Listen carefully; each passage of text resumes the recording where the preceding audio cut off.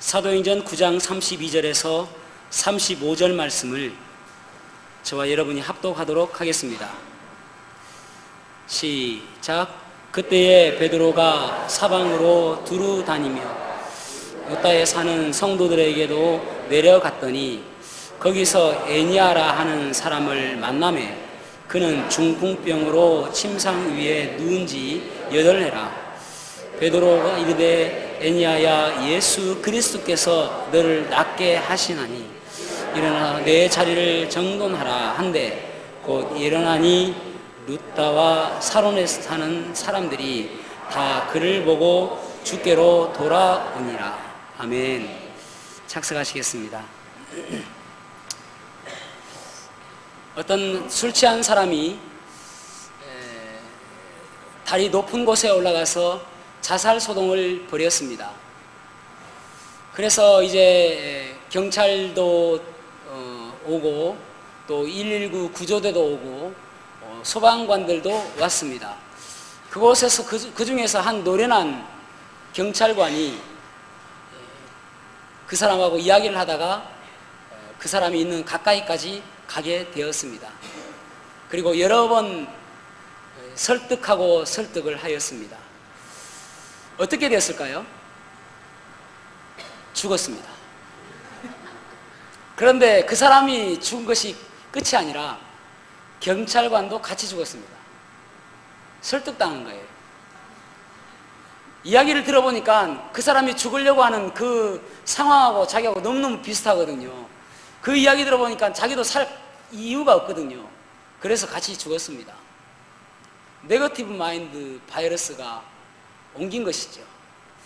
부정적인 생각이 옮긴 것인데 이 부정적인 생각은 독감 바이러스보다 더 심각한 바이러스입니다. 그래서 우리가 어떤 사람과 만나느냐, 누구와 만나고 누구와 교제하느냐는 무척이나 중요한 이야기라고 할 수가 있을 것입니다. 오늘 본문에 보면은 에니아라고 하는 사람이 나옵니다. 중풍병에 걸린 지가 8년이 되었다라고 이야기하고 있습니다.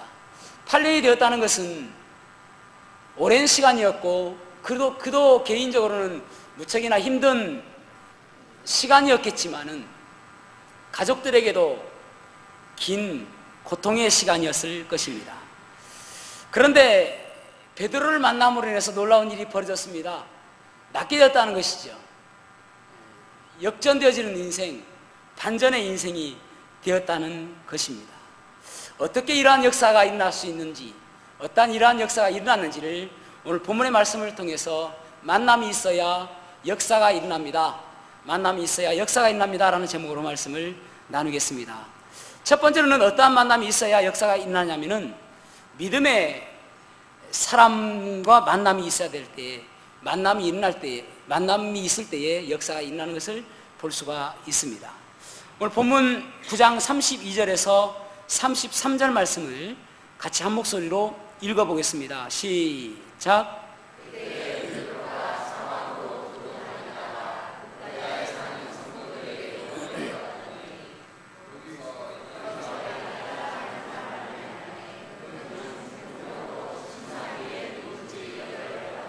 아멘. 여기 에니아라는 사람이 있는데 거기 보면은 이미 믿는 사람들이 생겼다라고 말씀하고 있습니다. 여기 믿는 사람들은 어떻게 생겼는가 하면은 사도행전 7장에 스데반 집사님이 이제 순교를 하고 사도행전 8장에 보면은 그곳에 핍박이 심했다라고 기록하고 있습니다. 그래서 그들이 사마리아 전 지역에 흩어지게 되었는데 흩어진 곳에서 그들은 그저 슬퍼하고 눈물을 흘리며 있었던 것이 아니라 그곳에서 복음을 증거하게 되어집니다. 그래서 사도행전 8장 5절에 보면은 그 더러운 귀신이 나가고 중풍병자들이 일어나고 또 안진뱅이들이 회복되어지는 그러한 역사가 그곳에서 있었다라고 말씀하고 있습니다. 사마리아 지역은 유대인들로부터 마치 개 취급받듯 그런 피해의식이 있었는데 그런 피해의식에서 회복되어지는 것을 볼 수가 있게 되어집니다. 그러면서 빌립은 이제 에디오피아 내시에게 복음을 증가하고 그러면서 그곳 사마리아 지역에서 서북쪽에 있는 루다와 욥바에게까지 가서 복음을 증가하게 되어집니다. 그러므로 인해서 이 루다 지역에도 이미 예수 그리스도가 증거되어지는 것을 보게 되어집니다. 그래서 베드로가 이 룻다에 그리스도인들이 있다는 이야기를 듣고 그곳에 가게 되어집니다. 갔는데 이 애니야를 만나게 된 것이죠.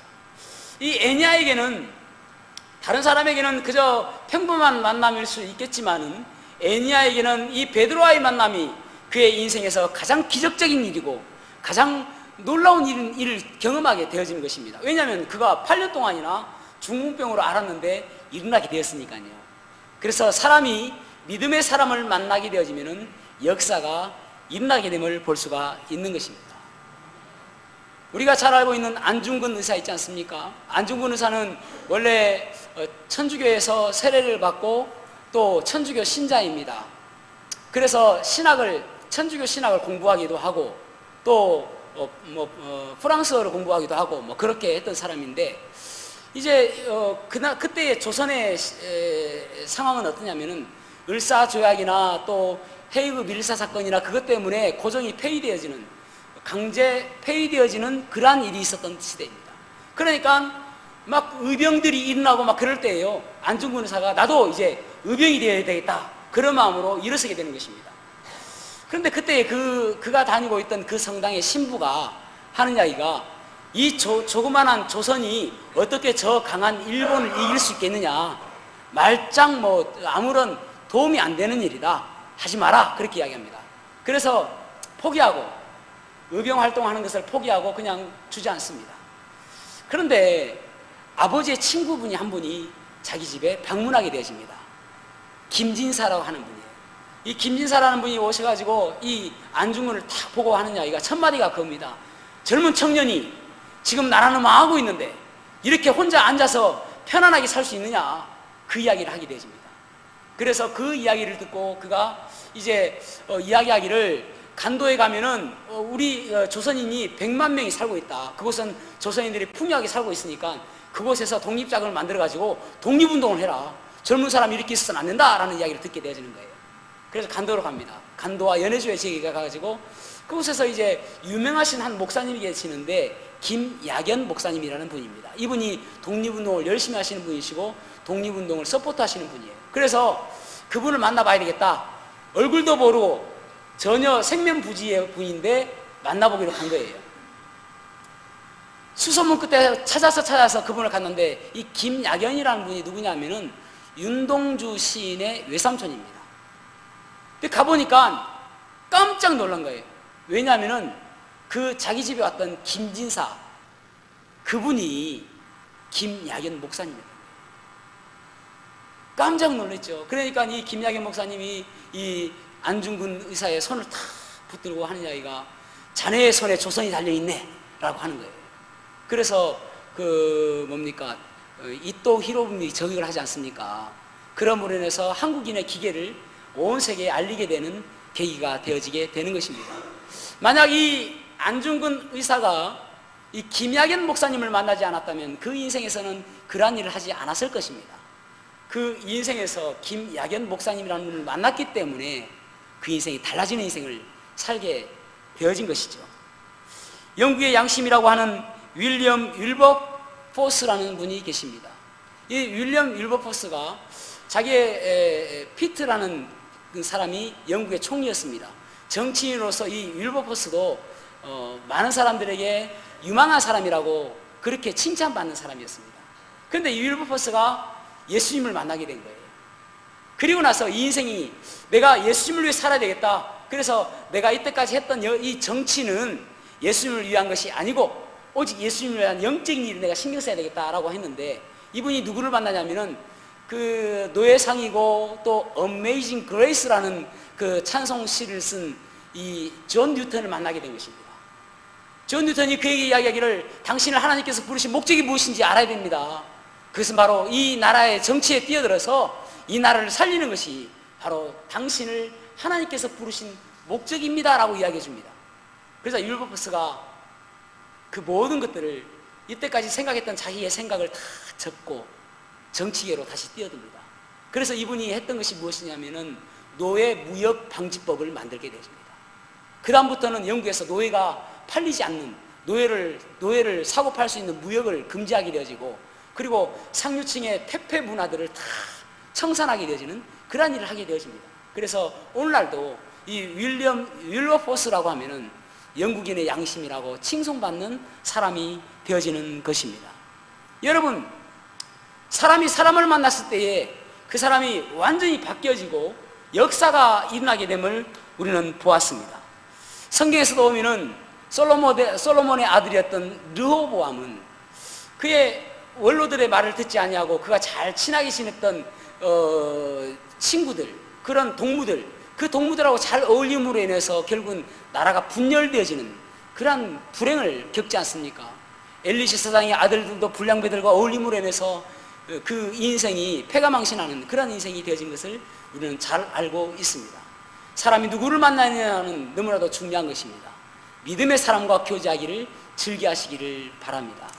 그런데 이 믿음의 사람과 교제하는 그 가장 근본적인 이유는 무엇인가 하면은 그 믿음의 사람 안에 있는 예수 그리스도를 보기 때문에 그렇습니다. 예수 그리스도를 느끼게 되어지고 예수 그리스도를 통해서 내 삶의 방향을 바꾸게 되어지고 그 예수 그리스도를 통해서 소망이 갖게 되어지기 때문에 믿음의 사람과의 만남이 중요한 것입니다. 그래서 연예인 중에 한인수 씨라고 계시는데 그분의 명함에는 이렇게 새겨져 있다고 합니다. 당신이 나를 만나고 나를 잊는 것은 아무런 잊어버리는 것이 없는 것이지만 당신이 예수님을 잃어버린다면 당신은 모든 것을 잃어버리는 사람이 될 것입니다 라고 명함에 새겨져 있다고 합니다. 어떤 이는 이렇게 이야기했습니다. When a person meets another person, history takes place. 사람이 사람을 만나면 기적 같은 일들이 일어나고 But when a person meets God, 사람이 하나님을 만나면 a miracle happens. 기적이 일어납니다 라고 이야기했습니다. 사람이 사람을 만나면 역사가 일어나지만은 사람이 하나님을 만나게 되어지면은 기적 같은 일들이 일어나게 되어지는 것입니다. 왜냐하면 사람이 예수님을 만나게 될 때에 내가 어떠한 방향으로 갈지 알게 되어질 것이고 내가 무엇을 위해서 이 땅에 있는지를 알게 될 것이고 내가 왜 살아가는지 그 소망을 알게 되어지기 때문에 그렇습니다. 성경에서 회개라고 하는 크게 두 가지의 의미가 있는데 하나는 하마르티아라는 헬라어 단어입니다. 하마르티아라는 단어는 비껴갔다, 관역을 비껴갔다 그런 뜻입니다. 그래서 회개라는 것은 주님의 목적과 주님의 방법에서 비껴나갔을 때에 다시 그 목적으로 돌이키는 것, 그것이 회개라고 이야기하는 것입니다. 주님의 뜻대로 가지 않는 것, 빗나간 것, 그 궤도를 수정해서 주님께로 돌아오는 것, 그것을 회개라고 이야기하는 것입니다. 또 오페일레마라는 단어가 있습니다. 오페일레마라는 단어는 무슨 말이냐면은 직역을 하자면은 빚진 죄인입니다. 빚진 죄인. 그러니까 무슨 말이냐면은 회개라는 것은 내 모든 빚진 것을 탕감받는 것이다. 그런 의미죠. 주님께서 우리에게 말씀하실 때에 우리는 하나님 앞에서 빚진 자들입니다. 어떤 빚진 자예요? 죄로 빚진 자들. 사람은 오페일레마라는 그러한 생각이 있는데 그게 뭐냐면은 죄를 짓고 불안해서 살지 못한다는 것입니다. 예를 들어서 어떤 것을 잘못했을 때에 길 가다가 나를 잡으러 온 경찰도 아님에도 불구하고 도망갑니다. 그것이 두려워서요. 내가 마치 들킬까봐, 들킨 것처럼 또 두 다리 뻗고 자지 못합니다. 그런데 그 모든 것들이 다 내가 이제 뭐 감옥에 갔다 온다든지 또 그 빚을 다 청산하게 되어지면은 편하게 두 다리를 뻗고 자지 않습니까? 그래서 어떤 분들은 너무너무 그것이 두려워가지고 자수하는 사람들이 있습니다. 자수하고 나서 뭐라고 이야기합니까? 후련하다고 이야기해요. 이제 감옥에 가는데 후련하다고 이야기합니다. 왜냐하면 그것을 청산했으니까요. 그래서 성경에서 우리에게 빚진 죄인이라고 이야기하는데 우리는 얼마만큼 빚진 자이냐 하면은 1만 달란트 빚진 자다라고 이야기합니다. 1만 달란트라는 하고면 얼마이냐면은 그래서 이제 1만 달란트를 빚진 것을 용서해 주니까 100데나리온 자기한테 빚진 사람을 때리고 빨리 갚아라고 이야기하는데 100데나리온을 먼저 계산하면은 한 데나리온은 장정 하루 품삯입니다. 그러니까 100데나리온은 100일 일해서 벌 수 있는 돈입니다. 약 3개월 정도 일해서 벌 수 있는 돈이 100데나리온입니다.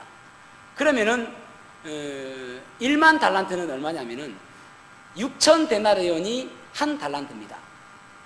그러니까 1만 달란트는 6천만 데나리온입니다. 엄청 복잡죠? 6천만 일을 일해야 벌 수 있는 돈입니다. 6천만 일. 계산 안 하셔도 돼요. 우리 갚을 수 있는 돈 아니에요. 벌 수도 있는 돈은 아닙니다. 성경은 우리에게 그렇게 많이 빚진 자라서 우리가 스스로 해결할 수 없다라고 이야기하는 거예요. 그래서 예수 그리스도를 이 땅에 보내주심으로 인해서 그것을 해결해 주셨다고 이야기하는 것입니다. 그래서 오펠레마라는 단어는 내가 그 빚진 것을 주님께서 나를 위해서 십자가에 달려 돌아가셨다는 사실을 내가 믿는 것, 그것을 온전한 해결하고 이야기하는 것입니다. 내가 도저히 갚을 수 없는 것. 여러분, 그래서 믿음의 사람과의 만남은 결국은 예수 그리스도를 만나게 되어지고, 예수 그리스도를 만나게 된다는 것은 결국은 내가 구원받게 되어지고 이 땅에 소망 가운데 살아가게 되어지며 내가 무엇을 위해 살아갈지를 목적을 가지고 살아가는 인생이 되어지게 되는 것입니다. 그래서 믿음의 사람과의 만남이 복된 인생이고 믿음의 사람과의 만남이 역사를 이루어지게 되는 것입니다. 두 번째로는 말씀과의 만남이 역사를 이루게 됨을 볼 수가 있습니다. 여기 34절 말씀을 보세요. 베드로가 가로되 에니야야, 예수 그리스도께서 너를 낫게 하시니 일어나 내 자리를 정돈하라 한데 곧 일어나니. 이 베드로가 이야기하기를 네가 지금 아파 있고 네가 지금 고통당하고 있고 네가 중풍병으로 있는 것이 예수님의 마음이 아니고 네가 낫는 것이 예수님의 마음이다, 그렇게 이야기하고 있는 거예요. 그래서 너를 낫게 해주겠다라고 이야기하고 있는 것입니다. 여러분, 우리의 삶 속에서 여러 가지 문제가 있을 수 있죠. 그 문제가 예수님께서 안타까워하고 예수님께서 그 문제에 부딪히게 해줘야 되는 거예요. 그래야 그 문제에 예수님이 부딪혔을 때에 문제보다 더 강하시고 문제보다 더 크신 주님의 능력으로 그 문제를 해결할 수가 있는 것입니다. 에니야를 고치기를 원하셨던 그 주님께 내어 맡김으로 인해서 우리의 문제가 해결될 수 있는 방법은 무엇인가? 예수님의 말씀과 그 문제가 부딪히게 하는 것입니다. 마태복음 8장 2절에 보면은 한 나병 환자가 나타납니다. 나병 환자가 예수님께 나와서 예수님 할 수만 있다면 내 병을 고쳐주십시오 라고 이야기합니다. 그래서 예수님께서 그에게 손을 대고 말씀하시길 I am willing, 내가 원한다, be clean, 깨끗하여져라 라고 말씀합니다. 이미지어트리, 그렇게 즉시 어떻게 되냐면은 he was cured, 낫게 된다 말이에요. 그러면서 he of his 그의 나병, 그 나병이 깨끗하게 되어졌다, 그렇게 말씀하고 있습니다. 여러분, 우리의 문제들 예수님께 딱 부딪히게 할 때에 그 문제가 해결되어지는 그 방법은 오직 예수님의 문제가 예수님과 부딪히고 말씀과 만나게 되어지고, 그렇게 할 때에 그 문제가 해결되어짐을 기억하셔야 돼요. 그렇지 않으면 그 문제는 언제나 나에게 붙들어 있는 것입니다. 나에게 있는 것입니다. 조지 뮬러는 그가 젊었을 때에 방탕한 인생을 살았습니다. 심지어는 그의 어머니가 돌아가셨을 때도 친구들과 어울려서 술을 마시고 도박을 하는 그러한 방탕한 인생을 살았습니다. 그러다 친구와 함께 한 성도들의 기도 모임에 참여하게 됩니다. 그런데 그 성도들의 모임에서 참여했을 때에 그곳에서 요한복음 3장 16절 말씀이 선포되어집니다. 하나님이 세상을 이처럼 사랑하사 독생자를 주셨으니 이는 저를 믿는 자마다 멸망치 않고 영생을 얻게 하려 하심이라. 그 말씀이 이 조지 뮬러의 마음과 조지 뮬러의 생활과 부딪히게 되어지니까 주님, 제가 죄인입니다 라고 그가 고백하게 되어집니다. 그리고 구원받게 되죠. 그리고 나서 주님께서 나를 구원하여 주시는데 내가 무엇을 하기를 원하십니까? 라고 말씀을 보는 중에 시편 68편 5절 말씀을 통해서 내 하나님은 고아의 아버지다라는 그 말씀을 통해서 이제 내가 고아들을 위해서 살아야 되겠다라는 생각을 갖게 되집니다. 그래서 이 고아들을 위해서 어떻게 살아야 될 것인가 시편 81편 10절 말씀을 통해서 내 입을 넓게 열라 내가 채우리라는 그 말씀을 통해서 그래 맞다 내가 기도로서 이 고아들을 먹이 살려야 되겠다.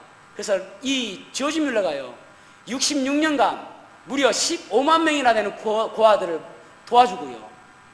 그리고 5만 번 이상 기도응답을 체험하는 그러한 놀라운 역사가 있게 되어지게 되는 것입니다. 여러분 우리의 문제들이 말씀과 부딪혀야 깨어지고 쪼개어지고 나뉘어지는 역사가 있는 것이죠. 히브리서 4장 12절에 보면은 주의 말씀은 살았고 운동력이 있어 자기의 날선 어떤 것 묻어도 예리하여 혼과 영과 및 관절과 골수를 찔러 쪼개기까지 한다고 이야기하잖아요. 말씀과 부딪히게 되면은 쪼개지고 나뉘어지고 부딪혀지게 되면은 아주 디비지는 놀라운 역사가 일어나게 되는 것입니다. 아니 주님의 말씀은 살았고 운동력이 있다고 말씀하고 있잖아요. 그렇다면은 말씀이 역사하는 힘이 생기게 되어지는 게 되는 것이죠.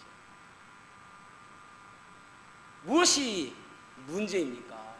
어거스틴은요, 그가 사생활을 낳고 또 만이교에 빠져가지고 방탕한 인생을 살다가 로마서 13장 말씀을 보면서 아 이렇게 살아서는 안 되겠구나, 내 인생이 지금 내가 잘못 가고 있구나 회개하게 되어지고 말씀에 부딪히게 되어지니까 결국은 그 인생이 달라지는 인생이 되었던 것입니다.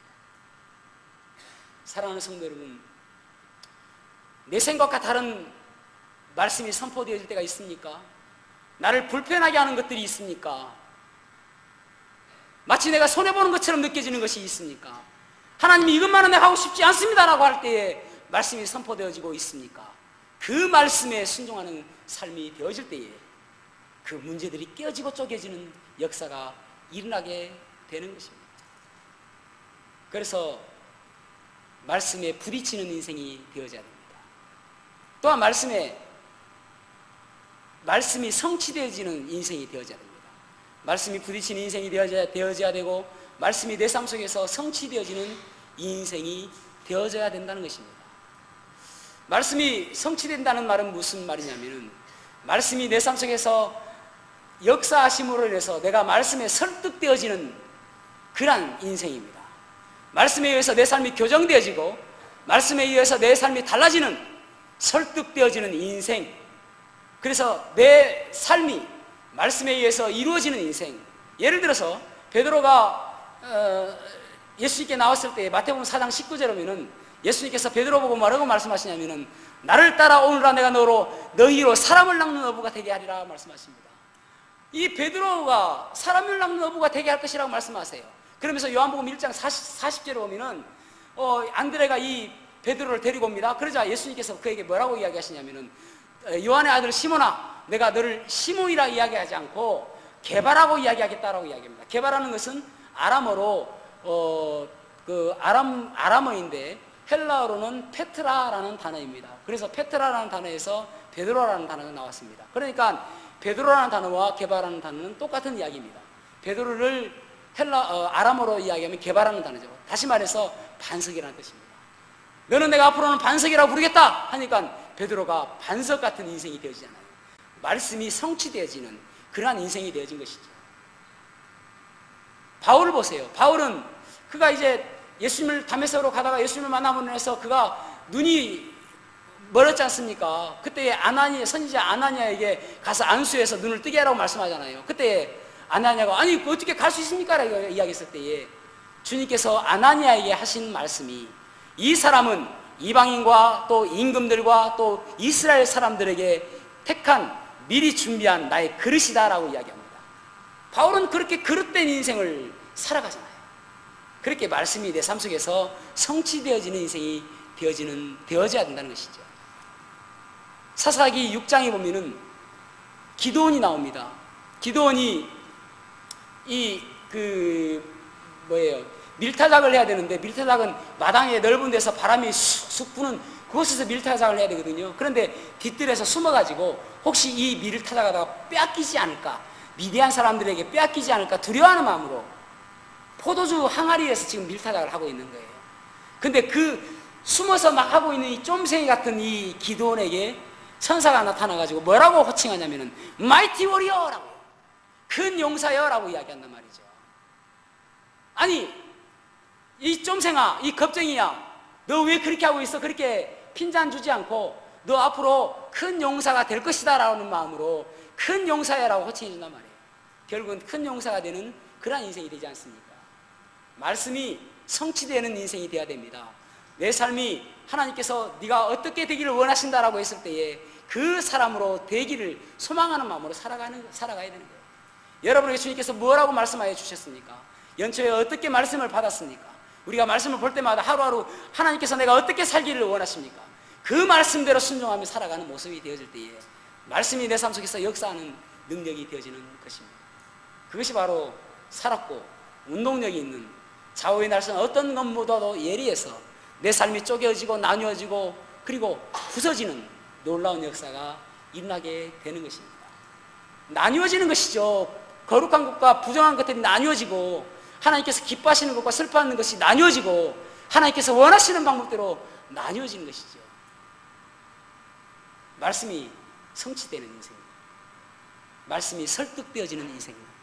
그래서 말씀이 설득되어지고 말씀이 성취되어지는 그 인생을 살아가게 되면 결국은 우리가 어떤 인생이 되냐면 말씀과 내 삶의 편차가 줄어드는 삶입니다. 원래 여러분 구원받았을 때는 말씀과 편차가 엄청 큰 사람입니다. 그런데 하루하루 믿음의 생활을 하면서 점점 말씀과 편차가 점점 줄어듭니다. 어느 순간 영화롭게 되어지는 그 순간이 언제냐면 말씀과 내 삶의 편차가 전혀 나지 않는 그 사람이 영화로운 사람이 되어지는 것입니다. 그 사람이 성화의 과정 속에서 최고의 극치에 예수님의 모습을 닮아가는 사람이 되는 것입니다. 그래서 말씀의 설득됨으로 인해서 말씀과 내 삶의 편차가 줄어드는 그러한 인생 되시기를 축복합니다. 시편 119편 105절에 보면 주의 말씀은 내 발의 등이요 내 길의 빛이니이다 라고 말씀하고 있습니다. 그 말씀은 무슨 말입니까? 주님의 말씀은 때로는 나의 랜턴이 되시고 때로는 나에게 안내서가 되시고 때로는 나의 내비게이션이 되시고 때로는 나의 참고서가 인생의 참고서가 되셔서 내가 어떻게 살도록 가르쳐주는 것이 주의 말씀이다 라고 하고 있습니다. 여러분 주의 말씀에 설득되어지고 주의 말씀에 동화되어지고 주의 말씀대로 살아가게 되면 세상 속에서 많은 유혹들이 있지만 그 유혹 가운데서도 이길 수가 있는 승리할 수 있는 능력이 생기게 되는 것입니다. 어느 그 두 친구가 소매치기 친구예요. 소매치기 친구. 이 친구가 딱 보니까 한 사람이 소를 한 마리 몰고 간 겁니다. 그래서 그 친구 한 명이 뭐라고 이야기하냐면은 야 내가 저 소매치기 해올까? 딱 이러고 야 뻥도 진짜 대단하다. 아니 작은 물건하고 어떻게 소를 소매치기 올 수 있느냐. 봐라 내가 해올게. 그래서 여러분 또 배울까봐 걱정됩니다. 그래서 이제 그 소를 몰고 산길로 딱 가는데 그 앞에 비싼 가죽신이 하나 탁 놓여 있는 거예요. 그래서 이 사람이 어이 가죽신이네? 야 이거 비싼 건데. 근데 아무리 주위를 둘러봐도 이 가죽신이 한 짝밖에 없는 거예요. 아쉽다. 한 짝만 더 있었으면 진짜 좋은데 아깝지만 어떻겠노. 뭐 하나 가지고 내가 쓸모가 없으니까 그리고 내버려두고 길을 나섰습니다. 한참 길을 가는데 또 하나가 또 있는 거예요. 가죽신이. 우와 아까 그 한 짝인데 누가 이렇게 버리고 갔지? 이야. 그래가지고 한적한 곳이니까 설마 누가 지나가겠나 해서 소를 나무에 묶어놓고 그 한 짝신을 찾으러 갔습니다. 그리고 그 한 짝신을 들고 기쁜 마음으로 이제 오늘 내가 가죽신 한 켤레가 생겼네 하는 마음으로 기쁜 마음으로 와보니까 소가 없어요. 그래서 소가 넘어갔다라는 이야기가 있습니다. 여러분 우리는 살아가면서 마치 물고기가 내 앞에 눈앞에 있는 미끼가 전부인 것처럼 저 미끼만 먹으면 내가 행복할 것처럼 느껴지는 그러한 유혹들이 수없이 많습니다. 그런데 말씀에 설득당하지고 말씀에 의해서 순종되어지는 삶을 살게 되어질 때에 이것이 나를 죽이는 미끼인지 이것이 지금은 달콤한 먹이처럼 보여지지만 결국은 이것 때문에 내가 넘어지는 인생이 되어지는 실패하는 인생이 되어지는 그 믿김을 깨닫게 되어지는 것입니다. 말씀이 역사하는 인생을 사셔야 됩니다. 날마다 말씀으로 살아가시고 날마다 말씀에 설득당하시고 그러므로 인해서 말씀과 내 삶의 편차가 없어지는 그러한 인생 사시기를 축복합니다. 여러분, 만남이라는 것은 참 중요합니다. 어떤 이가 노래했던 것처럼 우리 만남은 우연이 아니야. 우연 아닙니다. 저와 여러분이 만난 것도 우연이 아니고요. 제가 여러분에게 해줄 수 있는 것은 영적으로 잘 인도하는 것이 저의 목적이지 않습니까? 그와 마찬가지로 우리 서로가 좋은 만남을 가짐으로 인해서 우리를 통해서 예수 그리스도가 자랑되어지고 또 말씀의 만남을 매일 가짐으로 인해서 실수하지 않는 인생, 또 말씀에 설득당하는 인생 사시기를 주님의 이름으로 축복합니다. 기도하시겠습니다.